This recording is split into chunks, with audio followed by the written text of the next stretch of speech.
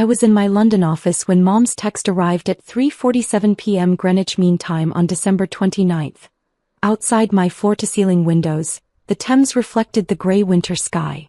Inside, my 3 monitors displayed real-time data from manufacturing facilities across 17 countries. The text was long. Mom had clearly labored over it. Sweetheart, about New Year's Eve at Uncle Richard's estate.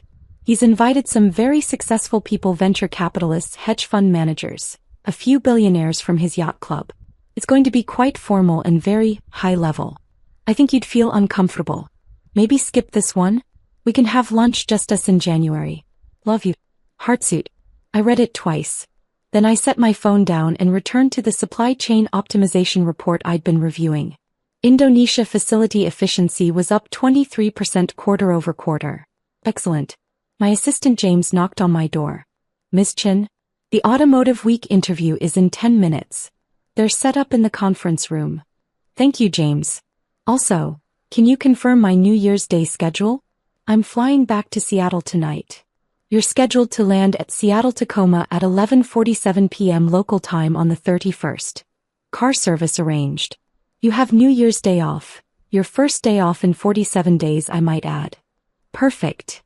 I didn't respond to Mom's text. My family has always been impressed by the wrong things. Uncle Richard made his money in commercial real estate. Strip malls, office parks, apartment complexes. He was worth maybe $380 million and he never let anyone forget it. His house was a 12,000 square foot monstrosity in Bellevue with a 6-car garage showcasing vehicles he barely drove. His 3 children, my cousins Trevor, Vanessa and Blake, had grown up with trust funds and private school and summer homes in Aspen. Mom and Dad were comfortable but not wealthy. Dad was a civil engineer. Mom was a high school guidance counselor. They'd given my brother Jason and me a good middle-class upbringing in a nice Seattle suburb. But Uncle Richard's wealth created a gravitational pull in the family. Every holiday at his estate. Every major celebration at his yacht club. Every conversation somehow circling back to Richard's latest acquisition or investment. Jason fit right in. He went into tech sales, made good money, bought a Tesla, wore expensive suits, talked confidently about market trends he barely understood. Uncle Richard loved him. That's a young man with ambition, he'd say, clapping Jason on the shoulder. I was different. I was quiet. I studied engineering at University of Washington instead of business at an Ivy League school.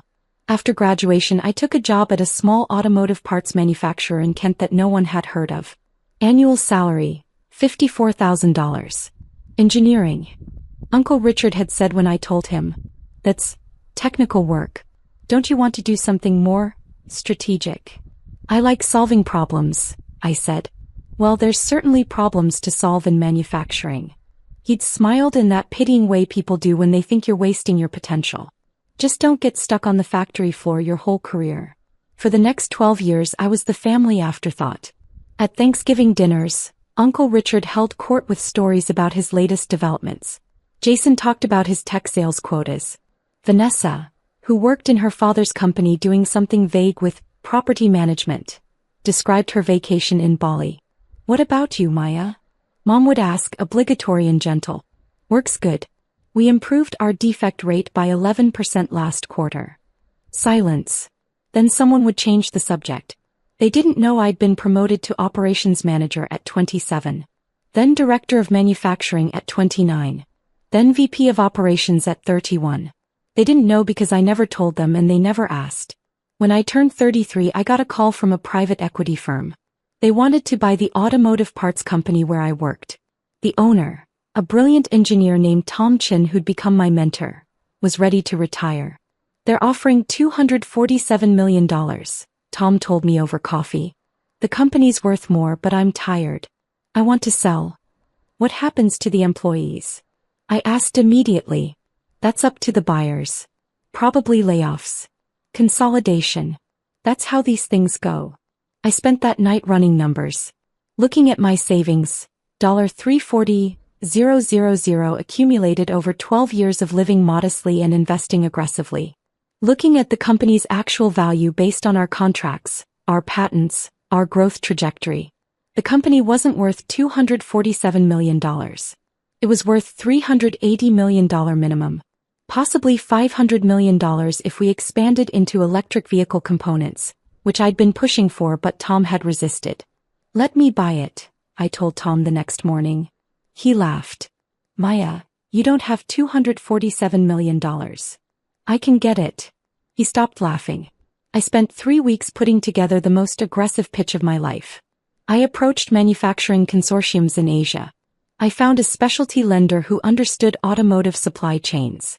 I structured a leveraged buyout that required me to put up every penny I had as collateral and take on $223 million in debt. On paper it was insane. But I knew the company's real value.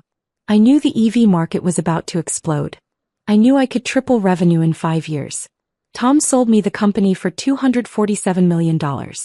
I took control with $340,000 of my own money and a terrifying amount of debt. My family knew none of this. Maya's still at that auto parts place, Mom told relatives. She's doing well. Some kind of management role. I renamed the company Zenith Automotive Systems. Then I got to work. First I fired no one. Every private equity firm that had bid on the company planned to cut 30 to 40% of staff. I kept everyone and told them exactly what we were going to do. Become the premier supplier of electric vehicle components in North America. I repositioned our entire manufacturing strategy. We already made precision parts for traditional vehicles. I retrofitted 3 facilities to produce EV battery housings, thermal management systems and power electronics components.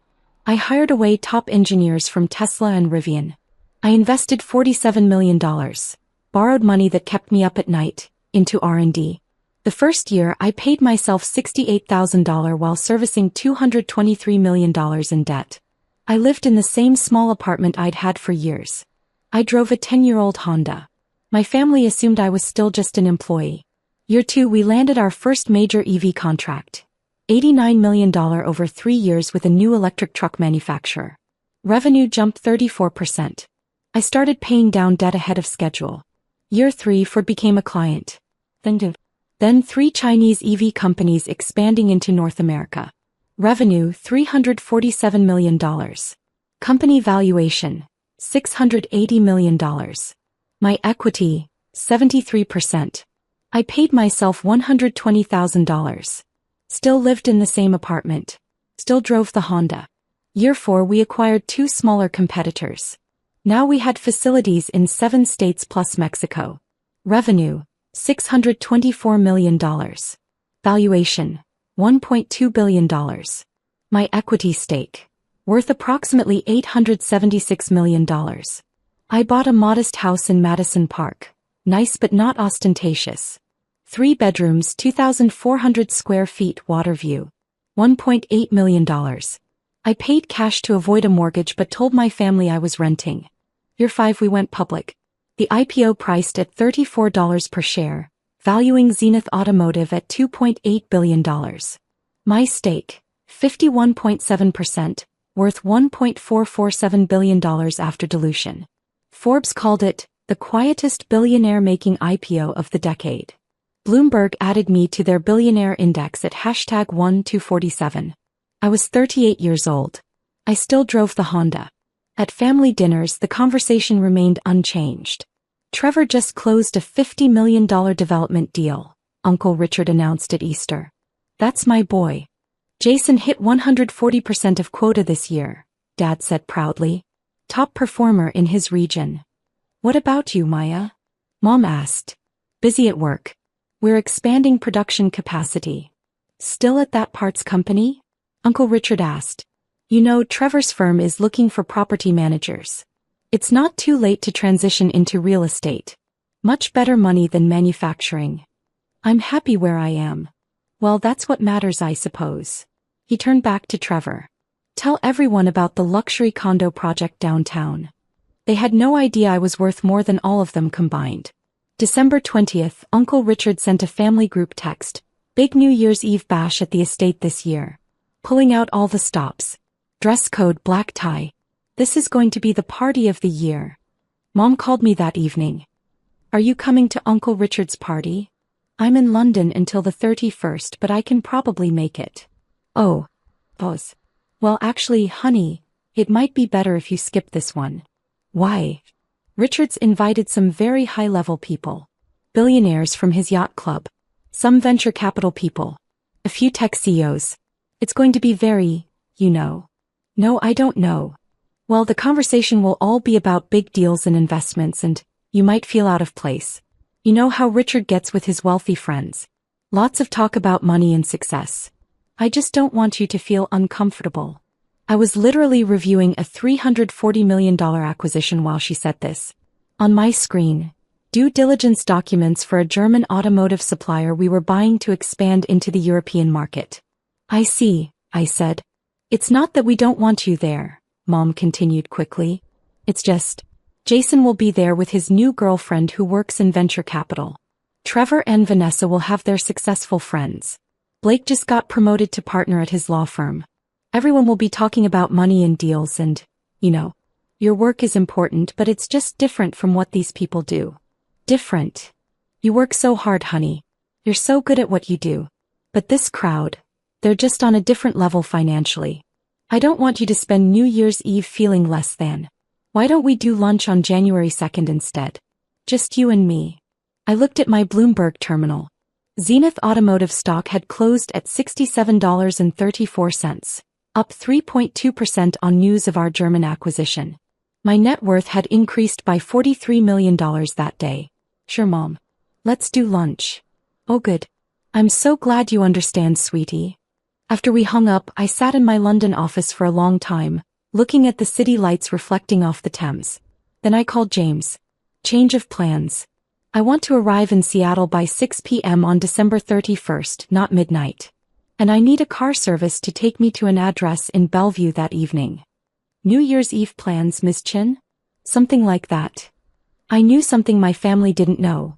Bloomberg's Billionaire Index updates in real time, but they publish a comprehensive year-end rankings update at exactly midnight GMT on January 1st, which was 4 p.m. Pacific Time on December 31st. The update includes detailed profiles of new billionaires, significant wealth changes, and a searchable database. It gets picked up by every major business news outlet within minutes. This year's update would be particularly interesting because my wealth had increased dramatically in Q4. The German acquisition, a major new contract with Volkswagen, and strong stock performance had pushed my net worth from $1.447 billion to $2.13 billion. Bloomberg had contacted me in November for comment. I'd given them a brief statement and a professional photo. They'd mentioned the update would go live on New Year's Eve. I'd said nothing to my family. I landed in Seattle at 5:47 p.m. on December 31st. My driver, a professional from the service I used for business travel, took me directly to Uncle Richard's estate in Bellevue. I was wearing what I always wore. Simple black dress, minimal jewelry, low heels. My only concession to black tie was that the dress was designer. Armani. $3,400. But it looked like something I could have bought at Nordstrom for $400. I arrived at 7:23 p.m. The circular driveway was packed with luxury vehicles. Bentleys, Rolls-Royce, multiple Ferraris, a Lamborghini. I asked my driver to park my car on the street. The house was lit up like a palace. Through the windows I could see at least 100 people in formal wear, champagne glasses glittering under crystal chandeliers. I walked up to the front door and rang the bell. Uncle Richard's assistant. Yes, he had an assistant. Opened the door. Name. Wyatt Chin. She checked her tablet, frowned. I don't see you on the guest list.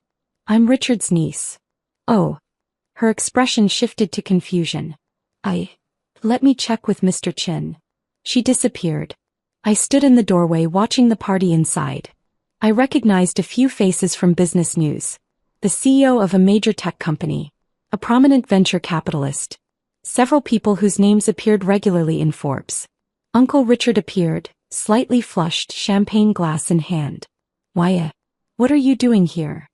Coming to your New Year's Eve party. I thought your mother said. We weren't expecting you. I was in the neighborhood. I stepped inside. Should I leave? No. Oh, of course not. It's just, this is a very high-level crowd. You might not have much in common with.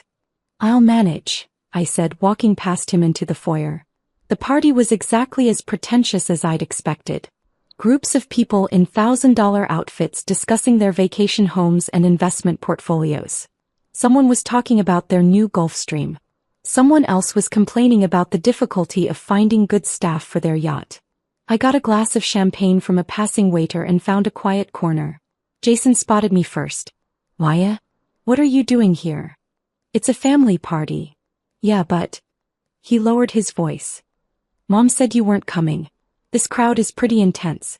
Lots of big players. I'll try to keep up. He looked uncomfortable. Look, my girlfriend Amber is here.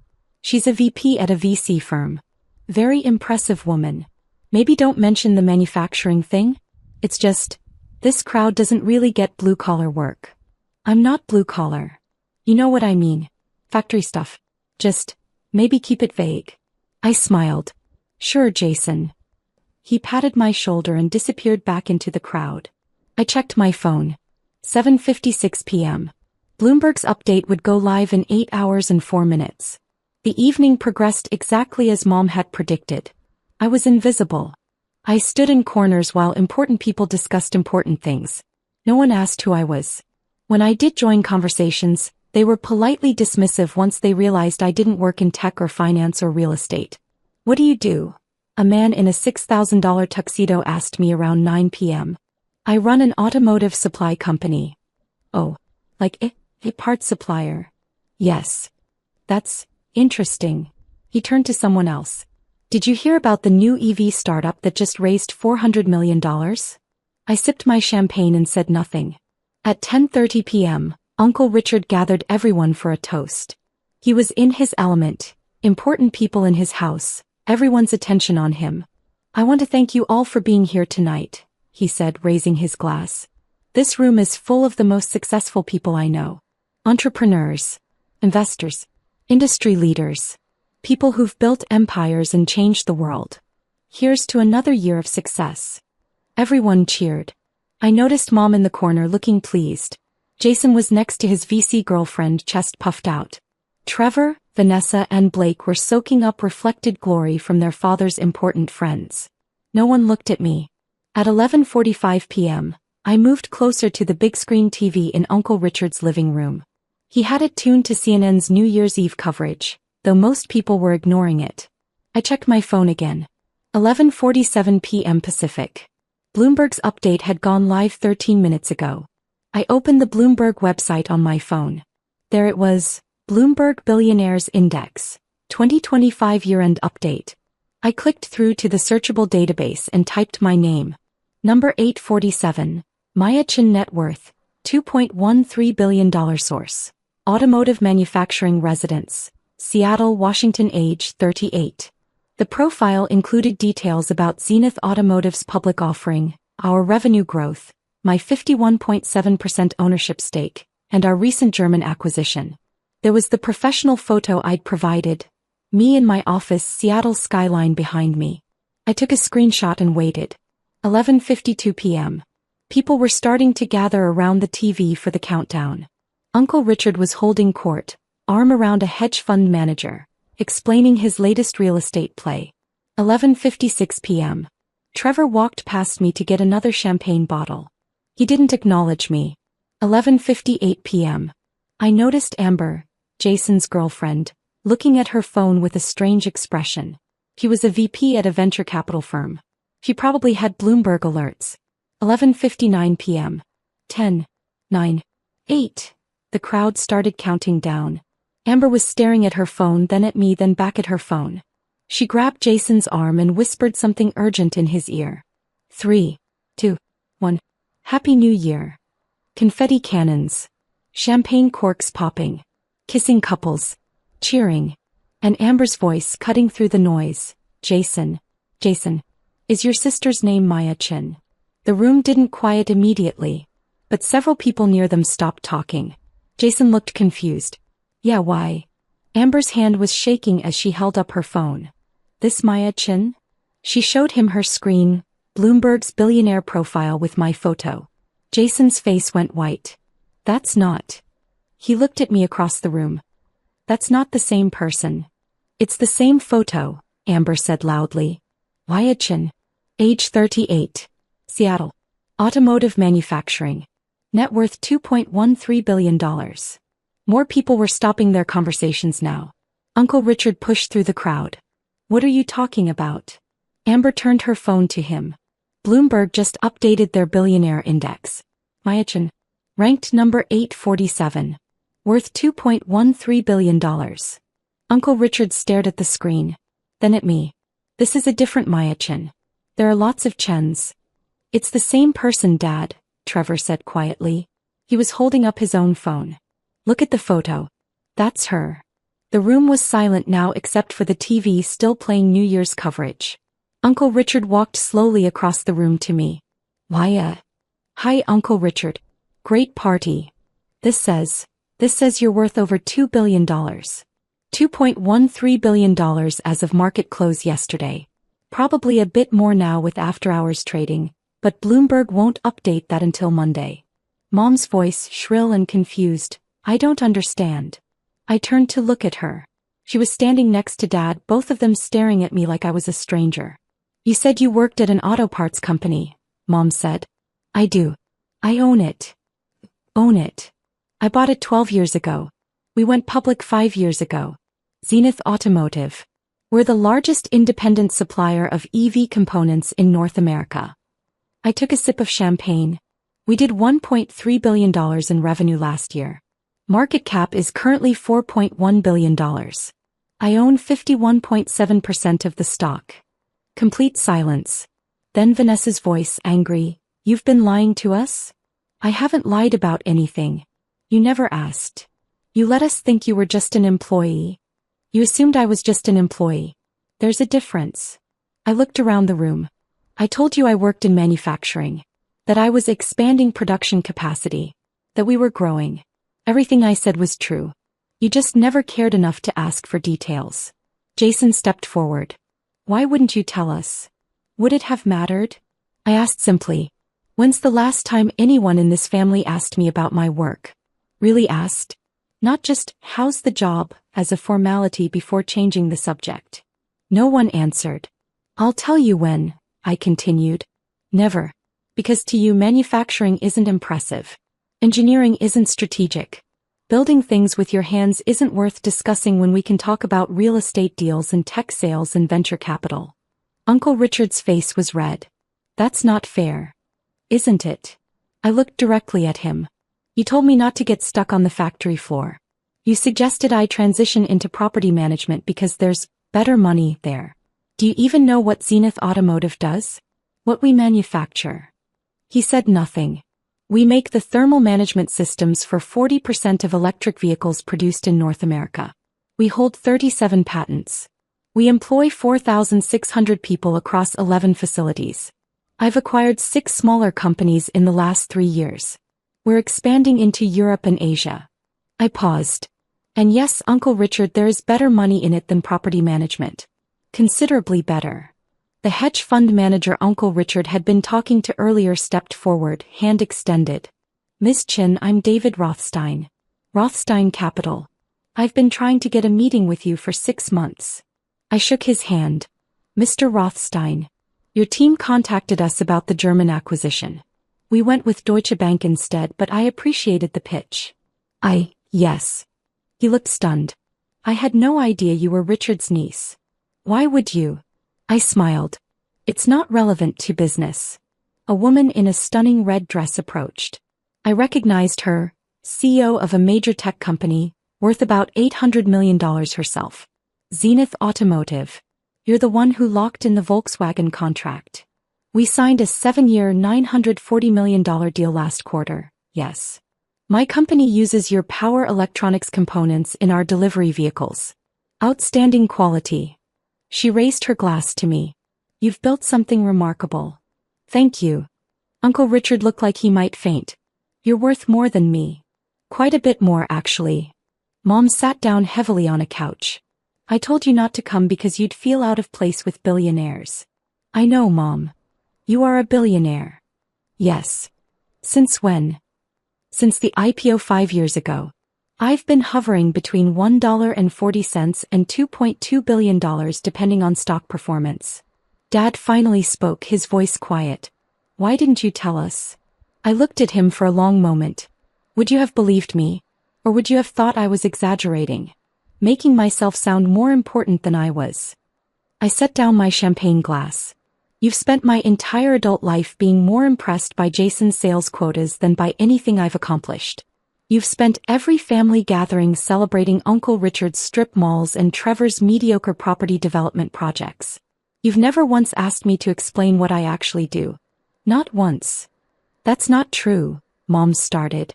Mom, you told me not to come tonight because I'd feel uncomfortable around successful people. I let that sink in. I spent the evening being ignored by people who would have killed for an introduction if they'd known who I was.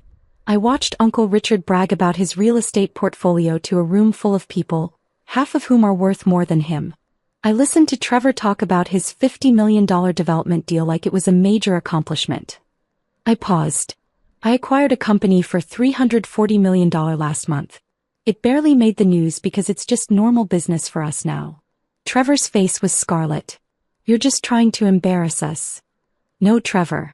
I'm trying to make you understand that you've been embarrassing yourselves, all of you, by assuming that the only kind of success worth noticing is the loud kind, the flashy kind, the kind that comes with expensive cars and big houses and constant bragging. Jason's girlfriend Amber was still staring at her phone. Forbes has an article from last year. The Secret Billionaire, How Maya Chin Built an EV Empire in Silence. There's a whole profile. Can I see that? Uncle Richard asked. She handed him her phone. He read in silence. His face went through several expressions: shock, disbelief, something that might have been shame. This says you paid off $223 million in debt in 7 years, he said quietly. 5 years, actually. We were ahead of schedule. It says you took your entire life savings, $340,000, and used it as collateral for a leveraged buyout. That's correct. That's insane. He looked up at me. That's the gutsiest business move I've ever heard of. I knew the company's value. I knew the market opportunity. I knew I could execute. And you did all this without telling anyone? Without asking for help? Who would I have asked? I said simply, You thought I was wasting my time in manufacturing. You told me to get into real estate. If I'd come to you 12 years ago and said I wanted to buy my company for $247 million, you would have laughed. He opened his mouth, closed it, opened it again. You're right. I would have. Mom was crying now. I'm so sorry, Maya. I'm so sorry we didn't see. It's fine, Mom. It's not fine. She stood up, walked to me, grabbed my hands. My daughter is a billionaire. My daughter built a company from nothing. My daughter is brilliant and successful, and I told her not to come to a party because I thought she wasn't good enough. Her voice broke on the last words. I squeezed her hands gently. You thought you were protecting me. I understand. I should have asked. I should have cared. I should have. She trailed off, still crying. Dad approached slowly. The Bloomberg article mentions you've donated $127 million to charity over the last 3 years. $134 million total. Engineering scholarships mostly. Some manufacturing workforce development programs. You've given away more money than I'll make in my entire life. Probably yes. He looked at me like he was seeing me for the first time. I'm your father. I should have known this. I should have. Maya, I'm so sorry. Around the room, conversations were starting up again. But they were different now. People were pulling up articles about Zenith Automotive on their phones. The CEO who'd complimented my components was telling someone about our manufacturing quality. David Rothstein was discussing our stock performance with another investor. Uncle Richard stood in the center of his own living room looking lost. I thought I was the successful one in the family. You are successful, Uncle Richard. You've built a good business. You should be proud of that. But you're worth more? Yes. But that doesn't diminish what you've accomplished. You just spent the last 12 years treating me like an afterthought because my success was quieter than yours. He had no response to that. By 12:47 a.m., the Bloomberg article had been picked up by CNN Business, CNBC, Forbes, and the Wall Street Journal. Seattle's secret billionaire revealed was trending on financial Twitter. My phone started ringing. My PR team. My CFO. My board chairman wanting to know if I needed any support with the sudden media attention. I stepped out onto Uncle Richard's back patio to take the calls. The yard was beautifully landscaped, lit with tasteful path lighting. Through the windows I could see the party continuing, but the dynamics had completely shifted. People kept glancing at me, whispering. Several guests had asked Jason and Trevor for introductions.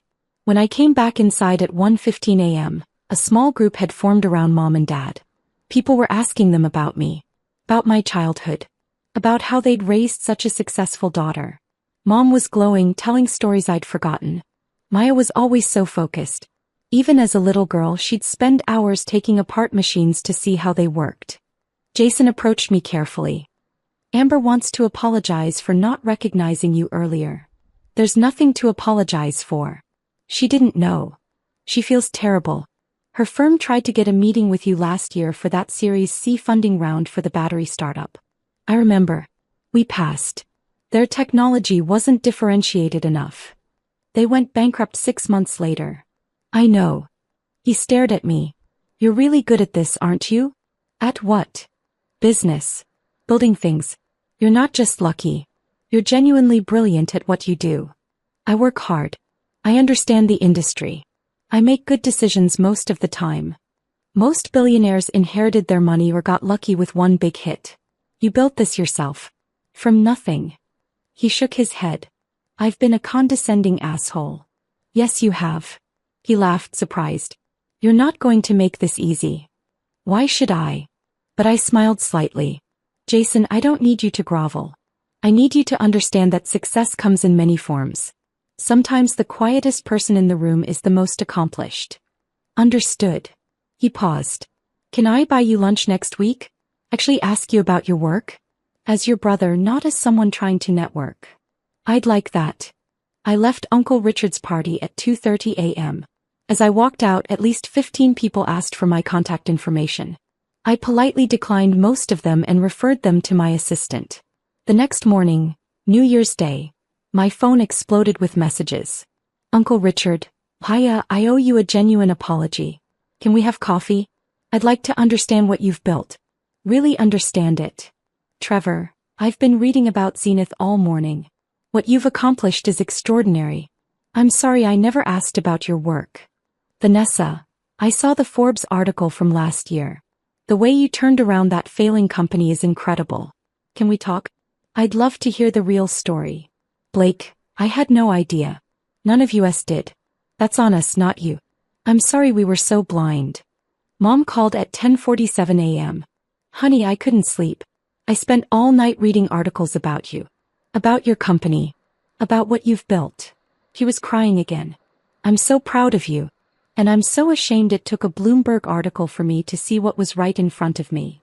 Mom. No, let me say this. You're brilliant. You're accomplished. You've built something remarkable. And I spent years treating your work like it was a hobby compared to Jason's sales job. I was a terrible mother. You weren't terrible. You were just focused on the wrong things. That's the same as being terrible. She took a shaky breath. Can you forgive me? There's nothing to forgive. You didn't know because I didn't tell you. I should have asked. That's the point. I should have cared enough to ask. We talked for an hour. Really talked.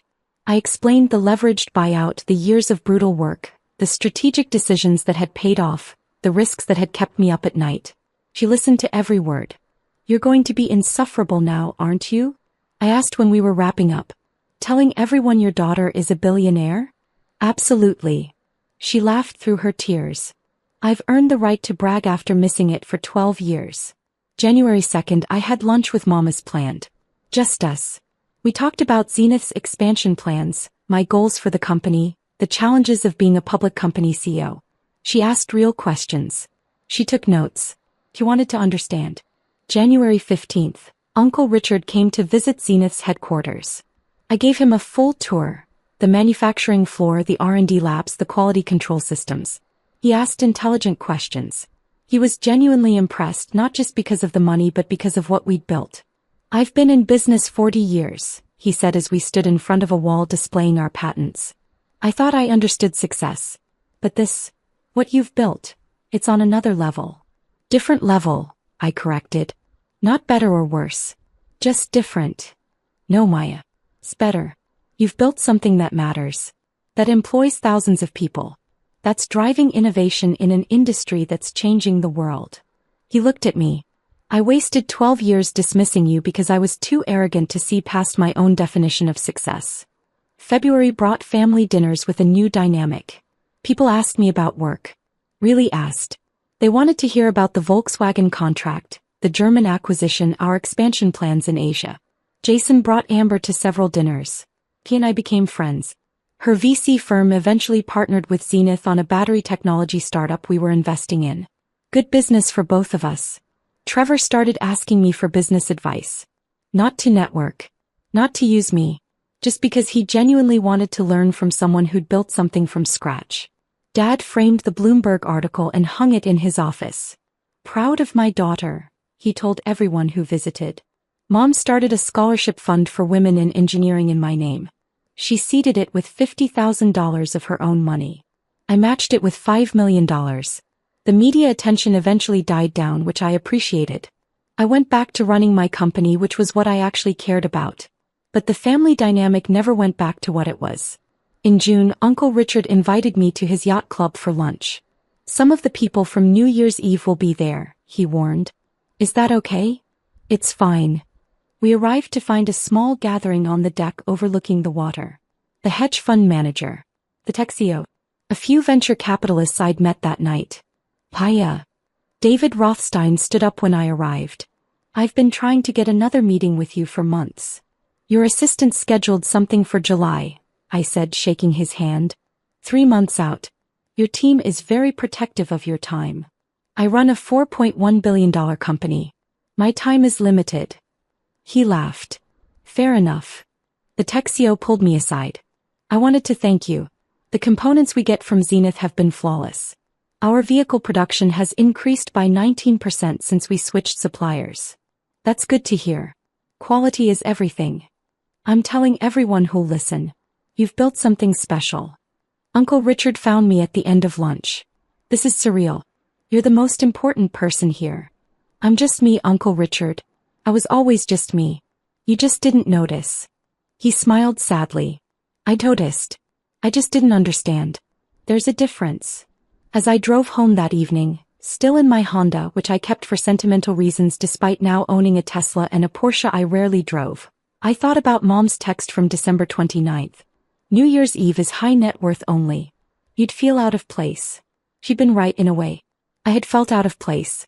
Not because I wasn't wealthy enough, but because I'd spent 12 years being invisible to people who should have seen me. Being dismissed by people who should have celebrated me. Being treated as less than by the very people who should have known better. The Bloomberg article hadn't changed who I was. I was still the same person who'd spent years building something meaningful in silence. But it had changed how they saw me. And that, I realized as I pulled into my driveway overlooking the water, was the real triumph. Not the billions. Not the recognition. But forcing the people who'd dismissed me to finally see what had been there all along.